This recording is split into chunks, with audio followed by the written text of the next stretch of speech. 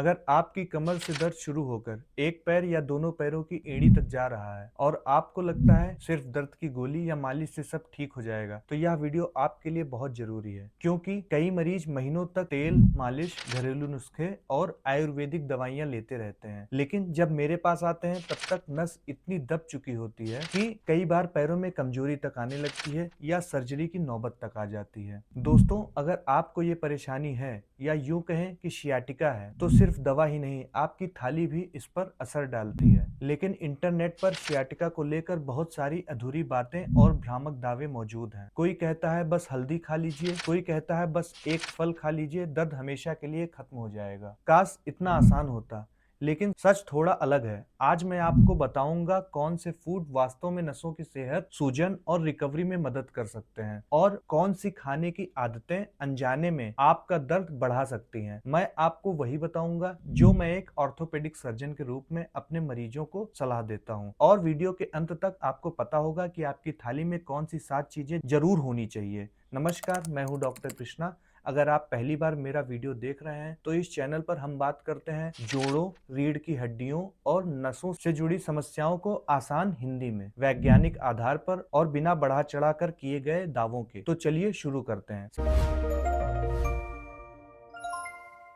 सबसे पहले ये समझते हैं कि शियाटिका आखिर क्या है। बहुत लोग सोचते हैं शियाटिका कोई बीमारी है, लेकिन असल में शियाटिका एक बीमारी नहीं बल्कि एक लक्षण है। हमारे शरीर में एक बहुत लंबी नस होती है जिसे कहते हैं शियाटिक नर्व। ये नस कमर के निचले हिस्से से शुरू होकर फिर कूल्हे से होकर टांग के नीचे पैर तक जाती है। जब किसी कारण से इस नस पर दबाव पड़ता है तब दर्द सिर्फ कमर में नहीं रहता, वो कूल्हे से टांग में और कई बार पैर की उंगलियों तक चला जाता है। इसी को हम शियाटिका कहते हैं। अब एक सवाल, अगर समस्या नस पर दबाव की है तो फिर खाने का क्या रोल है? यही सबसे महत्वपूर्ण बात है। ध्यान से समझिए, शियाटिका खाने की कमी से नहीं होता। ज्यादातर मामलों में इसकी वजह होती है slip disc, disc bulge, spinal canal का संकरा होना या किसी और कारण से शियाटिक नर्व पर दबाव पड़ना। लेकिन जब नस का आसपास सूजन बढ़ जाती है तब शरीर में जरूरी पोषक तत्व कम हो जाते हैं। जब मांसपेशियां कमजोर हो जाती हैं या रिकवरी धीमी पड़ जाती है तब दर्द ज्यादा महसूस हो सकता है, और यही आपकी डाइट महत्वपूर्ण हो जाती है। याद रखिए, ये पूरा वीडियो की सबसे महत्वपूर्ण लाइन है। आपकी थाली सियाटिका का इलाज नहीं है, लेकिन यही थाली आपकी रिकवरी का एक महत्वपूर्ण हिस्सा जरूर बन सकती है। इसलिए मैं अपने लगभग हर मरीज को दवा के साथ खाने की भी बात करता हूँ। अब सवाल है, ऐसा क्या खाएं जो शरीर के रिकवरी को बेहतर सपोर्ट करे? शुरुआत करते हैं उस चीज से जिसे ज्यादातर लोग नजरअंदाज कर देते हैं, और यही सबसे पहली गलती भी है, प्रोटीन। आगे बढ़ने से पहले आपको बता दें, ये चैनल एक साइंटिफिक डेलिब्रेशन है, तो आपसे रिक्वेस्ट करेंगे कि इसे लाइक करें और सब्सक्राइब करें। तो चलिए शुरू करते हैं। सबसे पहला, प्रोटीन। और हाँ, मैंने जानबूझकर हल्दी से शुरुआत नहीं की, क्योंकि अगर शरीर को रिकवरी के लिए बिल्डिंग मटेरियल ही नहीं मिलेगा तो सिर्फ सूजन कम करने से काम पूरा नहीं होगा। एक आसान उदाहरण समझिए, अगर घर की दीवार टूट जाए तो क्या सिर्फ पेंट करने से घर मजबूत हो जाएगा? नहीं, पहले चाहिए ईंट, सीमेंट और मजबूत सामग्री। ठीक वैसे ही हमारे शरीर को भी रिकवरी के लिए बिल्डिंग मटेरियल पहले चाहिए, और वो है प्रोटीन। अब एक बात जरूरी है, प्रोटीन शियाटिका का इलाज नहीं है, लेकिन अगर आपकी मांसपेशियां कमजोर हैं या रिकवरी धीमी है तो पर्याप्त प्रोटीन आपके शरीर को बेहतर तरीके से रिकवर करने में मदद करता है। मैं ओपीडी में एक चीज अक्सर देखता हूँ, लोग हजारों रुपए के सप्लीमेंट्स खरीद लेते हैं, लेकिन दिन भर इतना प्रोटीन भी नहीं खाते जितना शरीर को जरूरत होती है। याद रखिए, मजबूत मसल्स स्पाइन का बोझ बेहतर तरीके से संभालती हैं, इसलिए हर मील में थोड़ा प्रोटीन रखिए। अब सवाल, प्रोटीन मिलेगा कहाँ से? अगर आप वेजिटेरियन हैं तो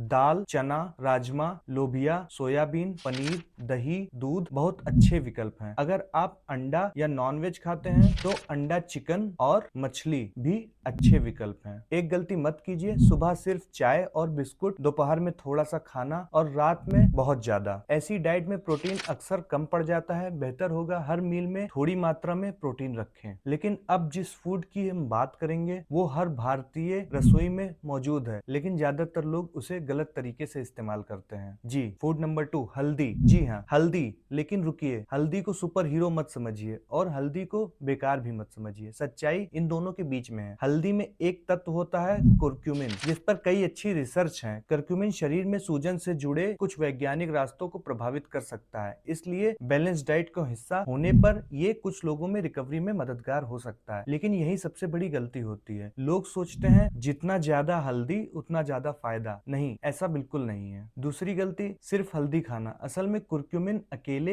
इतना अच्छी तरह एब्जॉर्ब नहीं होता। अगर थोड़ी सी काली मिर्च साथ हो तो उसका एब्जॉर्प्शन बेहतर हो सकता है। अब इसे ले कैसे? अगर दूध आपको सूट करता है तो रात में गुनगुने दूध में थोड़ी सी हल्दी और एक चुटकी काली मिर्च। अगर दूध नहीं पीते तो गुनगुने पानी से भी ले सकते हैं। लेकिन अगर आप ब्लड थिनर दवाइयां ले रहे हैं जैसे कि इकोस्पोरिन या कोई दूसरी गंभीर बीमारी है तो अपने डॉक्टर से सलाह जरूर लें। चलिए आपको एक बात बताते हैं। मुझे एक मरीज याद है, उन्होंने कहा, डॉक्टर साहब मैं 2 महीने से रोज हल्दी वाला दूध पी रहा हूँ, फिर भी दर्द ठीक नहीं हुआ। मैंने मुस्कुरा कर कहा, हल्दी गलत नहीं है, लेकिन अगर आप सिर्फ हल्दी पर भरोसा करेंगे और एक्सरसाइज, वेट कंट्रोल और ट्रीटमेंट को नजरअंदाज करेंगे तो समस्या वहीं की वहीं रहेगी। यही बात आपको भी याद रखनी है। अब अगला फूड मेरे हिसाब से इस पूरी लिस्ट का सबसे अंडररेटेड फूड है, और अगर आप वेजिटेरियन हैं तो इसे ध्यान से सुनिए, क्योंकि यही आपकी डाइट का एक बड़ी कमी पूरी कर सकता है। अब मैं आपसे एक सवाल पूछता हूँ, अगर मैं कहूँ कि एक ऐसा न्यूट्रिएंट है जो सिर्फ शियाटिका के लिए नहीं बल्कि दिल,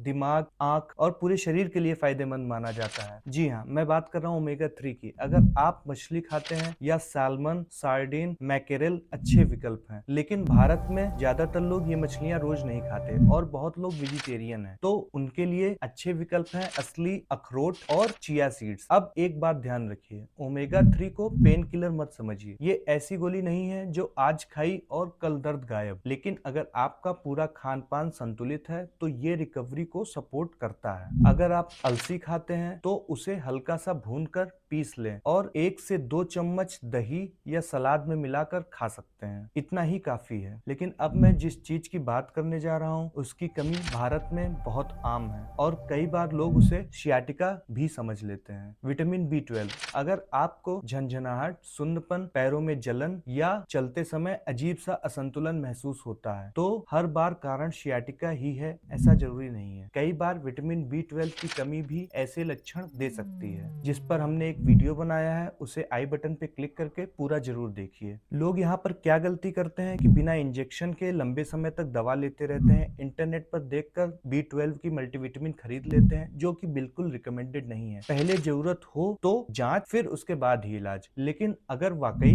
विटामिन B12 की कमी है तो उसे ठीक करना बहुत जरूरी है, क्योंकि विटामिन B12 हमारी नर्व्स के नॉर्मल फंक्शन के लिए महत्वपूर्ण है। अब ये मिलेगा कहाँ? दूध, दही, पनीर, अंडा, मछली और दूसरे एनिमल फूड्स में। अगर आप प्योर वेजिटेरियन हैं तो कभी कभी सप्लीमेंट की जरूरत पड़ सकती है, लेकिन अपने आप नहीं, डॉक्टर की सलाह के बाद ही। एक मरीज मेरे पास आए, उन्होंने कहा, डॉक्टर साहब 3 महीने से शियाटिका का इलाज चल रहा है। मैंने कुछ सवाल पूछे, फिर कुछ जांच लिखी। रिपोर्ट में निकला उन्हें विटामिन B12 की कमी थी। इलाज बदला गया और धीरे धीरे उनके लक्षण में काफी सुधार आया। इसलिए कभी कभी सिर्फ दर्द नहीं, उसकी वजह समझना भी उतना ही जरूरी है। अब अगला फूड आपके घर में लगभग हर हफ्ते बनता है, लेकिन फिर भी ज्यादातर लोग उसे पर्याप्त मात्रा में नहीं खाते हैं। हरी पत्तेदार सब्जियां, पालक, मेथी, सरसों, बथुआ या दूसरी हरी सब्जियां। मैं इन्हें सुपर फूड तो नहीं कहूंगा, लेकिन मैं ये जरूर कहूंगा कि अगर आपकी प्लेट में रोज हरी सब्जी नहीं है तो कुछ न कुछ कमी जरूर है। इनमें मैग्नीशियम, फोलेट और कई जरूरी माइक्रोन्यूट्रिएंट्स होते हैं जो आपकी ओवरऑल हेल्थ के लिए अच्छे हैं। अब एक सवाल, क्या सिर्फ पालक खाने से सियाटिका ठीक हो जाएगा? नहीं, लेकिन अगर आप रोज प्रोसेस्ड फूड खा रहे हैं, हरी सब्जियां नहीं खा रहे हैं, तो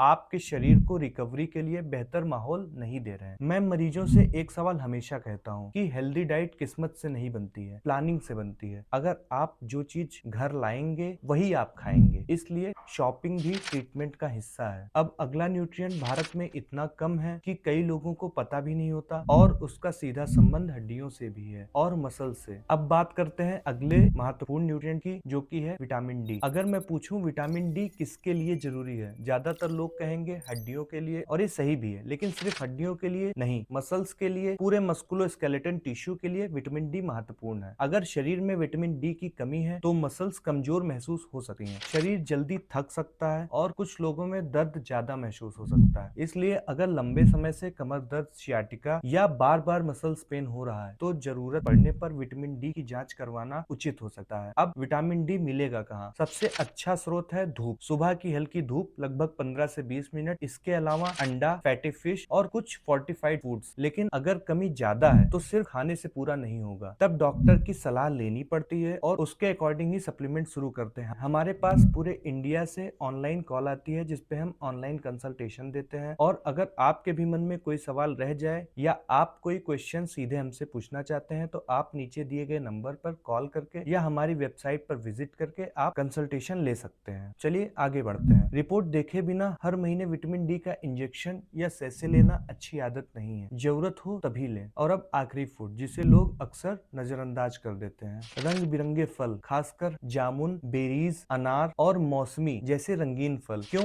क्योंकि इनमें एंटीऑक्सीडेंट्स भरपूर होता है। ये शरीर को हेल्दी रखने में मदद करते हैं। अगर ब्लूबेरी नहीं मिलती कोई बात नहीं, भारत में मौसम के अनुसार जो फल मिले उन्हें खाइए। जामुन मिले तो जामुन खाइए, अगर अनार मिले तो अनार खाइए। आपकी थाली में रंग जितना ज्यादा होगा प्लेट उतनी बेहतर होगी। याद रखिए, महंगा फूड हमेशा बेहतर फूड नहीं होता। बैलेंस्ड डाइट सबसे बेहतर होती है। अब 1 मिनट और ये हिस्सा शायद पूरे वीडियो का सबसे जरूरी हिस्सा हो। अब हम बात करेंगे वो 5 गलतियां जो शियाटिका वाले ज्यादातर लोग करते हैं। गलती नंबर 1, पूरा दिन बेड पर लेटे रहना। अगर डॉक्टर ने कंप्लीट बेड रेस्ट नहीं कहा है तो हल्की एक्टिविटी ज्यादातर मामलों में बेहतर होती है। गलती नंबर 2, पेन किलर खाते रहना लेकिन वजन ना कम करना। अगर वेट ज्यादा है तो स्पाइन पर लोड भी ज्यादा होगा। गलती नंबर 3, इंटरनेट के हर नुस्खे पर यकीन करना। हर वीडियो हर मरीज पर लागू नहीं होती है। प्रोटीन और पानी दोनों कम लेना। हाइड्रेशन भी महत्वपूर्ण है। दिन भर में पर्याप्त पानी लीजिए। सबसे बड़ी गलती, अगर पैर में कमजोरी बढ़ रही है, चलने में दिक्कत बढ़ रही है या पेशाब या मल पर कंट्रोल कम हो रहा है तो इसे सिर्फ डाइट से ठीक करने की कोशिश मत कीजिए। ऐसी स्थिति में तुरंत ऑर्थोपेडिक सर्जन या स्पाइन स्पेशलिस्ट से मिलिए। अगर यह वीडियो देखने के बाद आपके भी मन में कोई सवाल रह जाए या आपको अपनी कोई समस्या को लेकर व्यक्तिगत सलाह लेनी हो तो आप हमारे दिए गए नंबर पर कॉल कर या हमारे वेबसाइट पे विजिट करके अपना पर्सनल कंसल्टेशन बुक कर सकते हैं। तो चलिए आगे बढ़ते हैं। तो आज की वीडियो से बस ये 4 बातें याद रखिए। पहला, शियाटिका का इलाज सिर्फ खाना नहीं है। दूसरा, सही डाइट रिकवरी में महत्वपूर्ण भूमिका निभाती है। तीसरा, protein, vitamin B12, vitamin D, omega 3, हरी सब्जियां और रंग बिरंगे फल को बैलेंस डाइट का हिस्सा बनाइए। और चौथी,